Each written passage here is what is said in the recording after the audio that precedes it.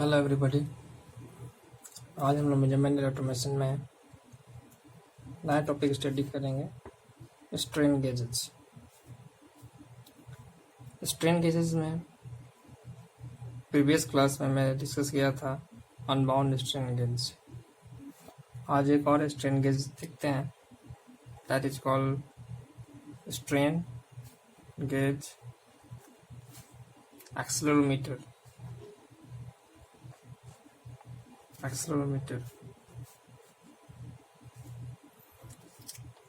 हाँ, जनरली होता क्या है, सपोज एनी मशीनरी और सब engine, maybe motor, when they are working, then they will produce vibrations. ये vibrations produce करेंगे जब भी इंजन या मशीन चलेगा या मोटर। अगर ये vibrations हमें बताते हैं, these vibrations will tell us about the status of machine. अगर ये मशीन ज़्यादा वाइब्रेट कर रहा है then must be any problem. तो इस तरह के वाइब्रेशंस को हम मेजरमेंट कैसे करेंगे? इसको मेजरमेंट करने के लिए हम यूज करते हैं strain gauge accelerometer. So mainly this strain gauge accelerometer will be used for measuring the vibration of the machinery or any moving parts. So basically this accelerometer will use to find the vibrations of machine. आइए देखते हैं what is the principle behind the accelerometer. Principle है कि there is A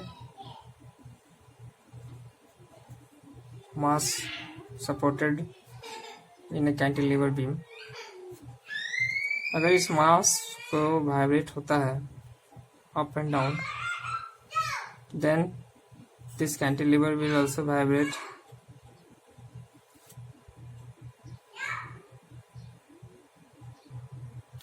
So because of this mass, this beam will move up and down. ये कभी यहाँ आएगा.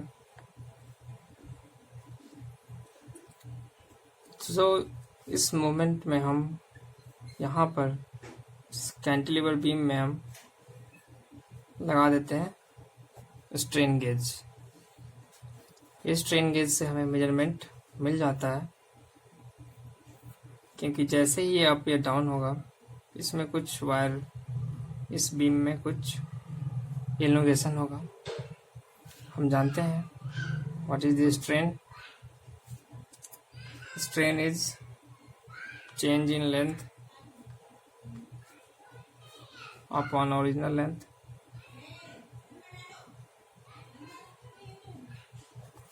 ये हमारा स्ट्रेन होता है.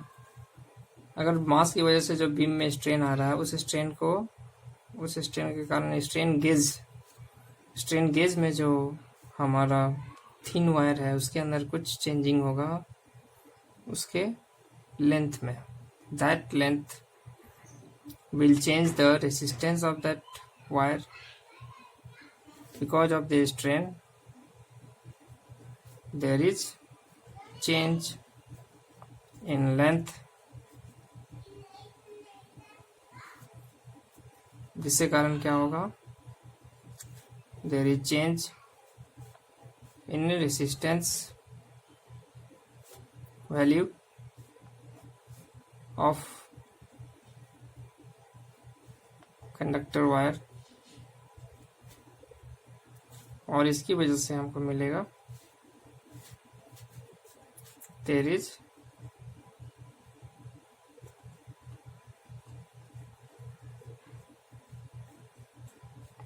that resistance will be read by any electrical or you can say Wheatstone bridge circuit से हम इसको जोड़ के इसका रेजिस्टेंस वैल्यू फाइंड करते हैं. Then so by this principle this strain gauge works. आइए देखते हैं कंस्ट्रक्शन पार्ट. कंस्ट्रक्शन पार्ट में so this is our strain gauge accelerometer. Very simple diagram है इसका. इसका जो मेनली हम देखते हैं इसमें 4 कंपोनेंट्स हैं. These 4 components are, the first one is our this frame or housing. ये फ्रेम और housing connected with the cantilever beam. यहाँ पे हमारा एक मास सपोर्टिंग किया हुआ है. This is the cantilever arrangement. Second one is that mass, some mass connected at the free end. Third construction है इसमें. यहाँ पर important one is the strain gauge connected to strain gauge connected to beam. जैसे कि यहाँ पे देख रहे हैं 2 स्ट्रेन गेज हमारा इस बीम में अटैच है. And the last part we have this fluid. ये होल कैंटिलीवर और मास एक फ्लूइड में डूबा हुआ है. That is called damping fluid और oil which has got viscosity. This damping fluid में it has got viscosity. इससे कारण से होता क्या है, जब भी मास में वाइब्रेशन होगा तो ये एक तरह का कुशन की तरह काम करेगा. It has got viscosity which provide cushioning effect.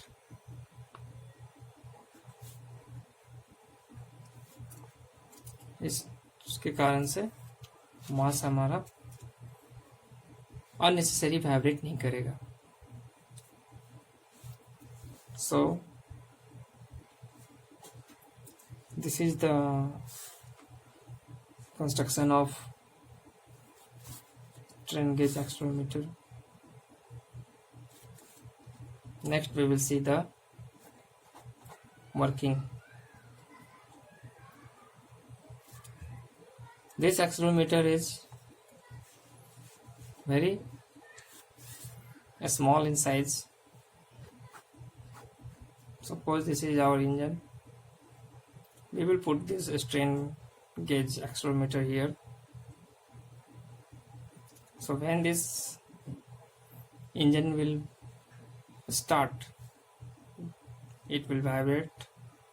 This vibration will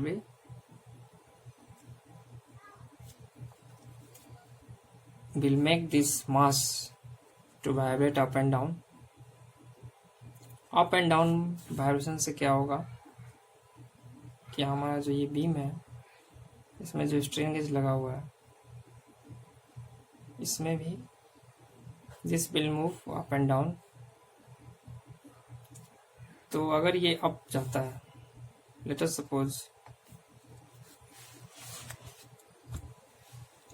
suppose कि ये हमारा अप डायरेक्शन के ऊपर जाता है, so there will be one elongation in the strain gauge. और अगर ये डाउन आता है, डाउन आने से क्या होगा, जो स्ट्रेन गेज नीचे की तरफ लगा हुआ है इसके अंदर में कंप्रेशन होगा। अगर ये अप गया, अप में क्या होगा, टेंशन, डाउन गया तो इसके अंदर होगा compression. So we know that length में कोई भी चेंजिंग होगा, अकॉर्डिंगली इसका चेंजिंग रेसिस्टेंस पे होगा। लेंथ बढ़ेगा, रेजिस्टेंस बढ़ेगा, लेंथ घटेगा, रेजिस्टेंस घटेगा। इसको हम एक व्हीटस्टोन ब्रिज से कनेक्ट करके रीडिंग लेते हैं।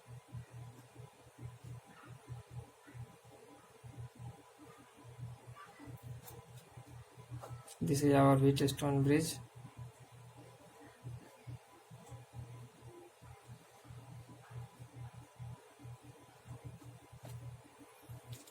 व्हीटस्टोन ब्रिज में वेरी सिंपल डायग्राम हम जानते हैं। व्हीटस्टोन ब्रिज में suppose these are the resistance R1, R2, R3, R4। अगर हमें R4 का निकालना है, व्हाट डू वी डू, यहाँ पर रियोस्टेट से हम सेटिंग करते हैं सो दैट गैल्वेनोमीटर में जो आई का वैल्यू है करंट, दैट विल फाइंड 0। इसको नल पॉइंट बोलते हैं। इस टाइम में ये व्हीटस्टोन हमारा बैलेंस कंडीशन में होता है। तो उस कंडीशन में जो भी हमारा रेजिस्टेंस का रेशियो होता है, that is R1/R4 is equal to R2/R3। So यहाँ से हम R4 इजली फाइंड कर सकते हैं। तो जो भी रेजिस्टेंस का वैल्यू होगा हम यहाँ से फाइंड करेंगे। दैट रेजिस्टेंस अकॉर्डिंगली हम व्हीटस्टोन से हम फाइंड करके उसकी वैल्यू निकाल सकते हैं कि कितना इस इंजन में वाइब्रेशन हो रहा है। सो दिस इज आवर, तो ये था हमारा working of strain gauge.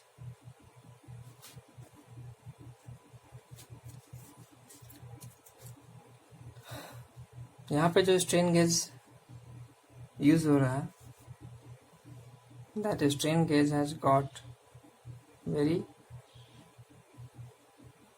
Thin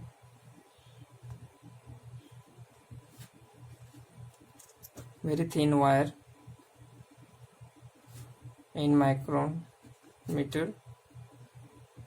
ये वायर का जो मटेरियल होता है, that material is may be constant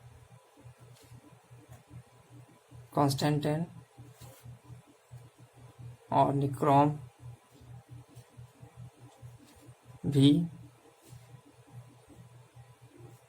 we also use platinum, tungsten wire। ये सब मटेरियल हम लोग यूज करते हैं। सो इसके अंदर भी, स्ट्रेन गेज के अंदर थोड़ा सा भी एलोंगेशन होने पे ये वायर के अंदर हमारा एलोंगेशन होता है, जिसको हम रीडिंग व्हीटस्टोन से, यहाँ पर अगर व्हीटस्टोन ब्रिज कनेक्ट है तो ये हमारा वहाँ से रीडिंग देता है। उसके अकॉर्डिंग हमारा we can find the vibration. Next we have certain advantages of strain gauge accelerometer. सबसे बड़ा इसका एडवांटेज है, this is compact in size. ये स्मॉल कॉम्पैक्ट साइज होता है। Second, it is very sensitive. Third,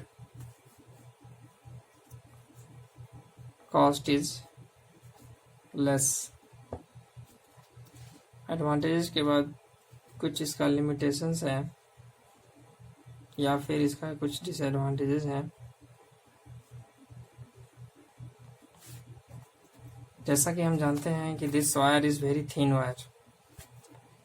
अगर किसी तरह का सडन शॉक इस पे लगता है, देन इट में break,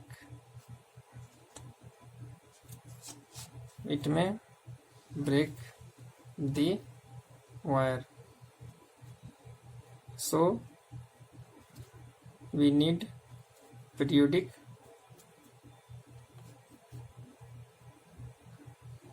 changing of strain gauge। ये कुछ इसका लिमिटेशन या डिसएडवांटेज हैं। अदरवाइज ये बहुत अच्छा काम करता है। Second disadvantage that it requires electrical source. Without electrical source ये काम नहीं करेगा। So these are two limitations और अदर of this device।